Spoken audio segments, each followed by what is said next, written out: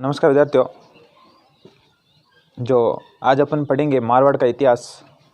उसके अंतर्गत मारवाड़ के अंदर राठौड़ों का इतिहास है, उसके बारे में चर्चा करेंगे। हमने मेवाड़ का इतिहास पढ़ लिया था, मेवाड़ के सारे राजाओं के बारे में हमने चर्चा कर ली। अब थोड़ा सा हमें मारवाड़ के जो राजा थे उनके बारे में चर्चा करनी है। तो अपन ये हेडिंग डालेंगे कि मारवाड़ के अंदर किस प्रकार राठौड़ों का वंश की स्थापना हुई, उसके बारे में अपन जानेंगे। तो लिखेंगे अपन मारवाड़ का राठौड़ या मारवाड़ के राठौड़ ठीक है ना। तो मारवाड़ के ऊपर किसका शासन था? राठौड़ों का। तो मैं लिख सकता हूँ यहाँ पर कि मारवाड़ पर राठौड़ों का शासन था।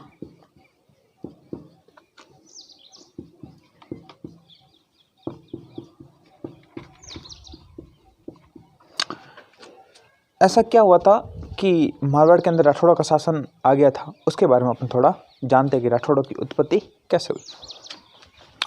तो अपन डालते हैं हेडिंग राठौड़ों की उत्पत्ति।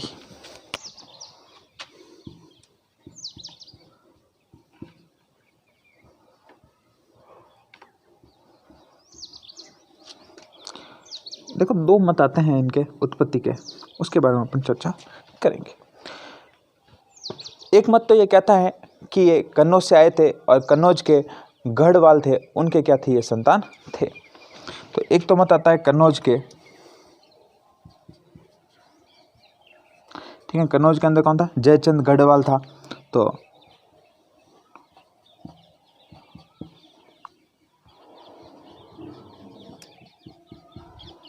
ठीक है ना, ये गढ़वालों के वंशज माने जाते हैं। दूसरा क्या आता है? दूसरा इन्हें कहा जाता है दक्षिणी भारत के राष्ट्रकूटों से इनकी उत्पत्ति हुई होगी। तो दक्षिणी भारत कौन थे? राष्ट्रकूट।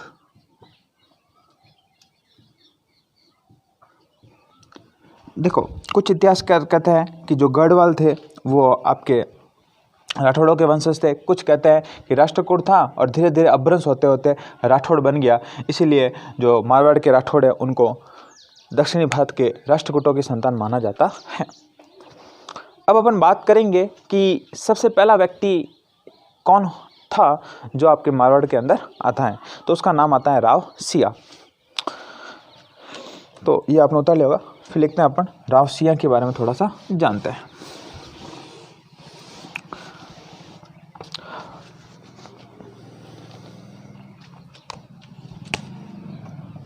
हेडिंग डालेंगे अपन राव सिया। ऐसा कहा जाता है कि राव सिया सेतराम का पुत्र था।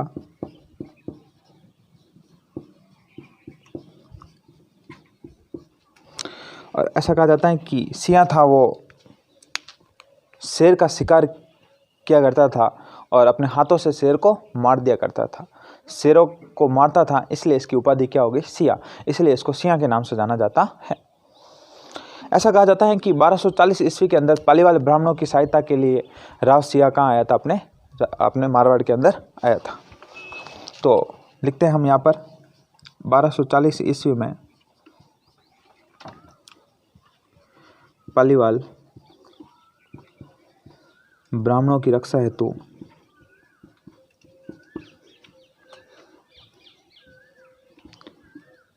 हेतु राव सिया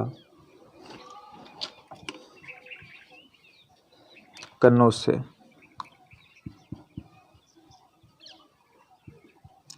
मारवाड़ आया था। देखो, हुआ क्या था कि पालीवाल ब्राह्मण थे, उन्होंने राव सिया को फ़ोन किया और बोला, सिया जी थोड़ी हम मुश्किल में हैं, थोड़ी मदद कर दीजिए आप हमारी। राव सिया ने कहा, भाई फ्री बैठा है, भाई आ जाएगा तुम्हारी मदद करने के लिए। हम आपको क्या बना देंगे? राजा बना देंगे और हम आपको टैक्स देते रहेंगे। राव सिया को कहते, राव सिया ने कहा, वैसे ही फालतू ही बैठे कन्नौज के अंदर, अपन के क्या, अपन यहाँ पर चले आते हैं। तो राव सिया कहाँ आ गया? आपके मारवाड़ आ गया। मारवाड़ आया और मारवाड़ के अंदर जो दुश्मन वगैरह था उनको हरा देता है और अपनी राजधानी बनाता है खेड़ को।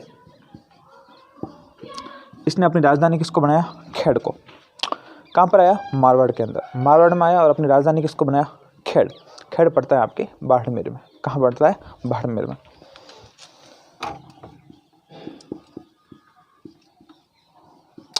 इसकी मृत्यु हो गई तो इसकी छतरी भी बनी हुई है, तो इसकी छतरी बनी हुई बिट्ठू।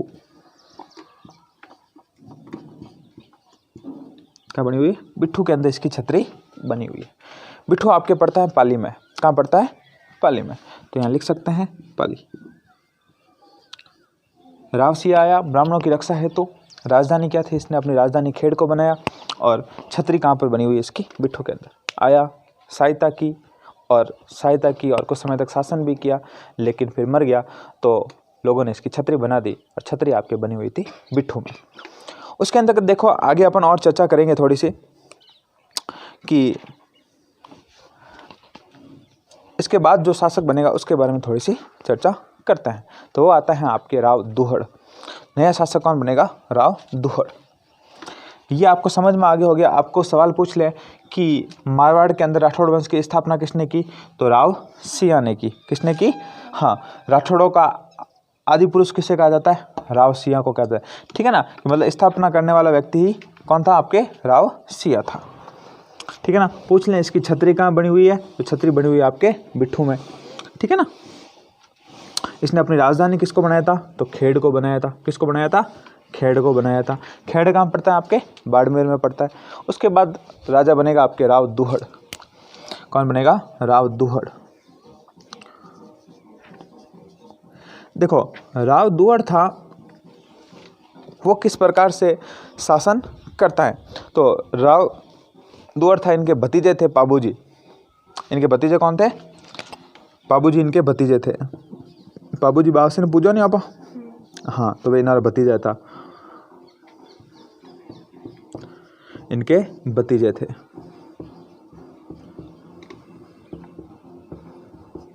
ठीक है ना। पाबूजी इनके क्या थे? भतीजे थे। ऐसा कहा जाता है कि दुहड़ ने अपनी जो कुल देवी थी उनकी मूर्ति लेकर आया था कर्नाटक से। कहाँ से लेकर आया? कर्नाटक से। और लेकर आया, और ऐसा कहा जाता है कि वो मूर्ति लेकर आता है, लेकिन बीच रास्ते में एक गांव आता है नागना गांव, और नागना गांव के अंदर मूर्ति को क्या कर देता है? स्थापित कर देता है। और मूर्ति वहाँ से वापस आगे चलती नहीं है, मतलब चलती नहीं है, इसलिए वहीं पर क्या बना देता है? मंदिर बना देता है। तो इसने क्या किया? राव दुहड़ ने कर्नाटक से क्या लेकर आया? मूर्ति लेकर आया। ठीक है ना। ऐसा कहा जाता है यह कर्नाटक से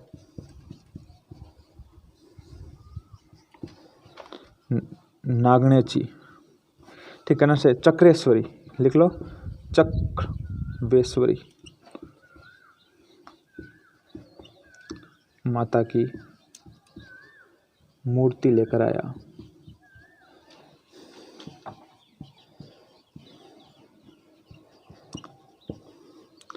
वह नागदा गांव में, नागना गांव में स्थापित की।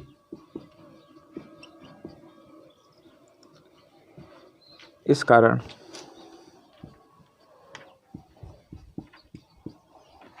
नागना गांव में होने के कारण वो माता क्या कहलाई? नागनेची माता। क्या कहलाई? इस कारण वह माता नागनेची।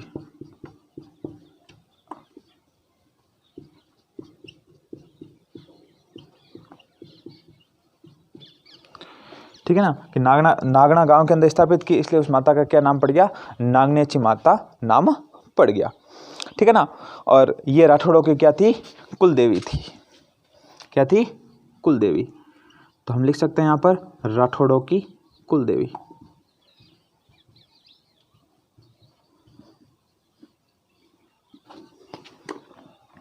मेवाड़ के राजाओं की कुल देवी कौन सी थी? मेवाड़ के राजाओं की कुल देवी बाण माता। आराध्य देवी कौन सी थी? अन्नपूर्णा। ठीक है ना, कंफ्यूज नहीं होना है। तो राठौड़ों की कुल देवी कौन सी है? नागनेची माता। आराध्य देवी कौन सी है? चामुंडा माता। चामुंडा मंदिर बना हुआ है ना कोमलगढ़ दुर्ग के अंदर, मैंने लिखा है था आपको, कोमलगढ़ दुर्ग पढ़ाया था। ठीक है ना, तो वो मंदिर यहाँ पर बना हुआ है। उसके बाद देखो यहाँ पर नया राजा बनेगा आपके उसके बाद। ठीक है ना, मल्लिनाथ जी। क्या नाम है उनका? मल्लिनाथ जी। तो हम आगे बात करेंगे मल्लिनाथ जी के बारे में। इसकी दूहड़ की एक ही बात आती है कि ये क्या लेके आया था, कर्नाटक से राजेश्वरी माता की मूर्ति लेके आया था। और इसी राजेश्वरी माता को किस नाम से जाना जाता है, आपके नागनेची माता के नाम से जाना जाता है। फिर आते हैं आपके मल्लिनाथ जी। फिर आता है मल्लिनाथ जी। मल्लिनाथ जी का भी मंदिर बना हुआ है तिलवाड़ा बाड़मेर में, ठीक है ना। अच्छा सवाल पूछ सकते हैं, आपको ध्यान रखना, ठीक है ना। इन्होंने अपनी राजधानी बनाया मेवानगर को, तो लिख सकते हैं कि राजधानी कौन सी थी, मेवानगर। मेवानगर कहाँ पड़ता है, बाड़मेर में। तो इन्होंने अपनी राजधानी मेवानगर को बनाया। मल्लिनाथ जी को पश्चिमी राजस्थान का लोक देवता कहते हैं, तो लिख सकते हैं मल्लिनाथ नाथ जी को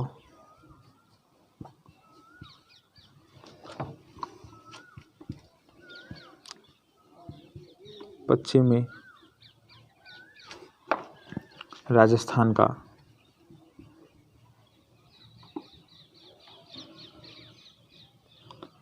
लोक देवता कहते हैं।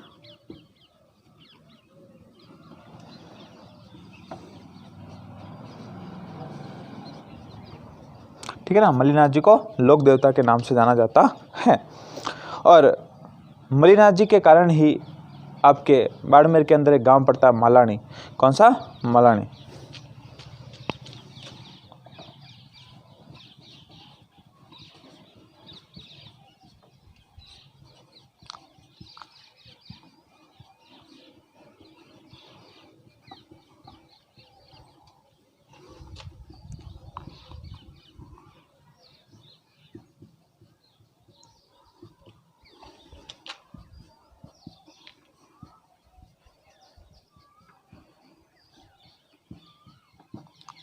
ठीक है ना, इसके कारण मल्लिनाथ जी के बाड़मेर में एक क्षेत्र का नाम मल्लिनाथ जी के नाम पर पड़ा। ठीक है ना, ये थे आपके मल्लिनाथ जी। और ऐसा कहा जाता है कि मल्लिनाथ जी का मेला पड़ता है तिलवाड़ा बाड़मेर में। लिख लो, इनका मेला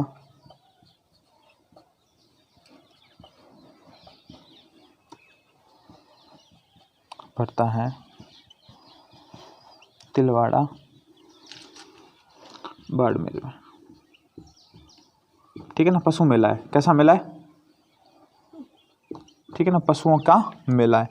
ठीक है, तिलवाड़ा बाड़मेर के अंदर मेला पड़ता है, पशुओं का मेला है। और मालानी के घोड़े बड़े फेमस होते हैं। ठीक है ना। और ऐसा कहा जाता है कि इसका एक पुत्र हुआ करता था जगमाल। क्या नाम था, जगमाल। सुनना, थोड़ी सी स्टोरी है, फिर उसके बाद अपन राव चुंडा पढ़ेंगे। चुंडा मैंने आपको मेवाड़ के समय थोड़ा बताया था। सुना कि आपके जो मल्लिनाथ जी थे, इनका पुत्र आता है आपके जगमाल। और जगमाल राजकुमार था। और ऐसा कहा जाता है कि गुजरात का एक शासक था, वो क्या करता है कि जो मारवाड़ की प्रमुख राजकुमारियाँ होती है ना, जो मतलब बच्चियाँ वगैरह, लड़कियाँ वगैरह, उनको उठाकर लेकर चला जाता है गुजरात। तो जगमाल वापस उनकी रक्षा करने के लिए कहाँ जाता है, आपके गुजरात जाता है। और ऐसा कहता है कि वो रक्षा करने जाता है साथ साथ में, और वहाँ से उनकी जो राजकुमारी होती है उनको भी उठाकर लेकर आ जाता है। ठीक है ना, साथ साथ में उन महिलाओं वगैरह बच्चों को तो छुड़ाता है, लेकिन साथ साथ में वहाँ की राजकुमारी को भी उठा के लेके आए। वहाँ की राजकुमारी उठा के लेके आए तो पूरे गांव वाले खुश हो जाते हैं। और उसी खुशी के अंदर गीत गाए जाते हैं गिंदोली के। उस राजकुमारी का नाम क्या था, गिंदोली। तो नाम सुनिएगा गिंदोली का गीत, नहीं सुनिएगा मारवाड़ी कहावत में, तो लिख लेना थोड़ा सा। गिंदोली के गीत गाए जाते हैं, किसकी याद में, जगमाल की याद में।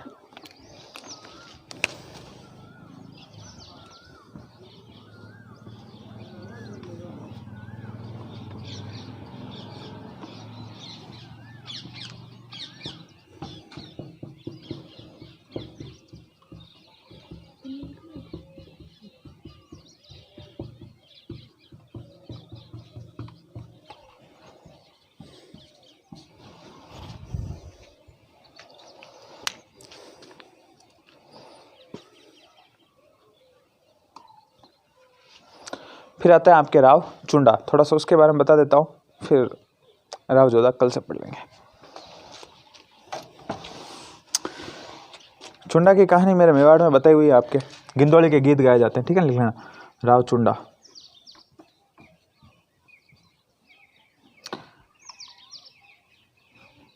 इसके समय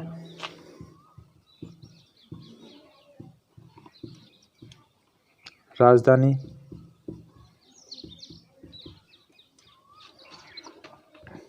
मंडोर को बनाया गया। राव चुंडा, याद आया चुंडा?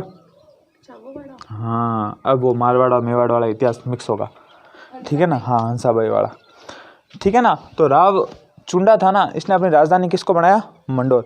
और मंडोर पर ऐसा कहा जाता है कि पृथ्वियारों का शासन था। किसका? तो लिख सकते हैं कि मंडोर पर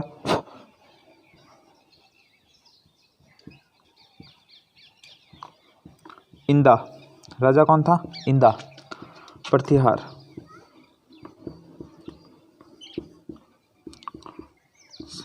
शासन था तथा पृथ्वीहारों को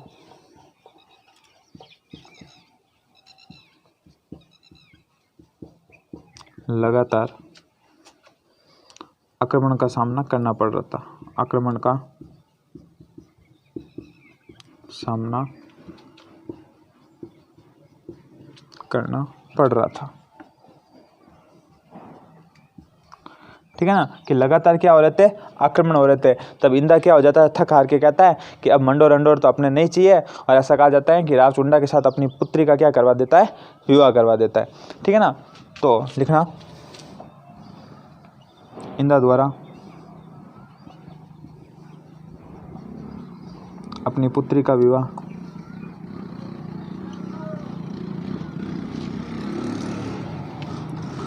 राव चुंडा से करवाया जाता है। चुंडा से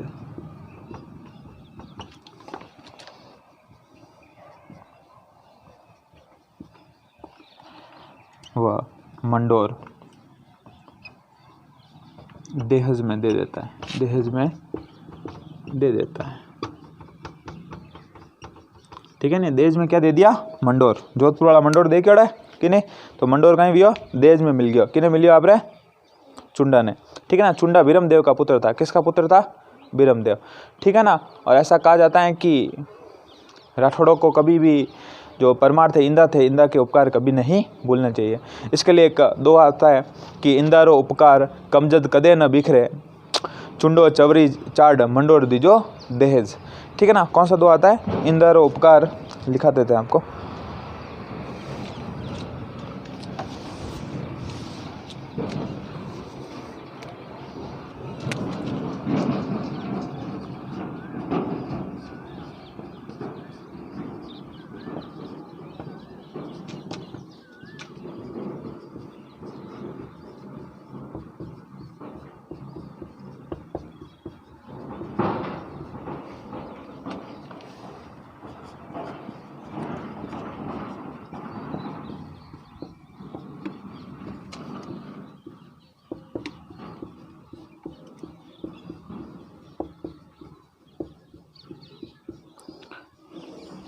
ठीक है ना। दोहा याद रखना कि इंदारो उपकार कमदज, कमदज कहते हैं राठौड़ों को। किसको कहते हैं? राठौड़ों को। राठौड़ों को क्या कहा जाता है आपके? कमदज। कजे न बिखरे, मतलब कभी नहीं भूल सकते, ठीक है ना। राठौड़ है वो किसका? इंदा। इंदा कौन थे आपके? पृथ्वीहार। इनका जो उपकार है वो कभी नहीं भूल सकते हैं। चुंडा चवरी मांड, चुंडा की शादी करवाई और क्या दहेज में दे दिया? मंडोर दहेज में दे दिया। इसी वजह से आपके जो राठौड़ थे, राठौड़ों की राजधानी कौन सी बनी? मंडोर बनी। उसके बाद जो भी बात है अपन पढ़ेंगे नेक्स्ट वीडियो के अंदर, ठीक है। चुंडा की सारी बातें बताई हुए। इसकी बेटी थी हंसाबाई और इसका पुत्र था रणमल। मेवाड़ का इतिहास आपको पढ़ाया था, तब सारी चीज़ें बता दी थी, ठीक है ना। उसके बाद अपन कल पढ़ेंगे, कल राजा आएगा आपका राव जोधा, ठीक है। बहुत बहुत धन्यवाद और आभार आपका, बने रहिए साथ में।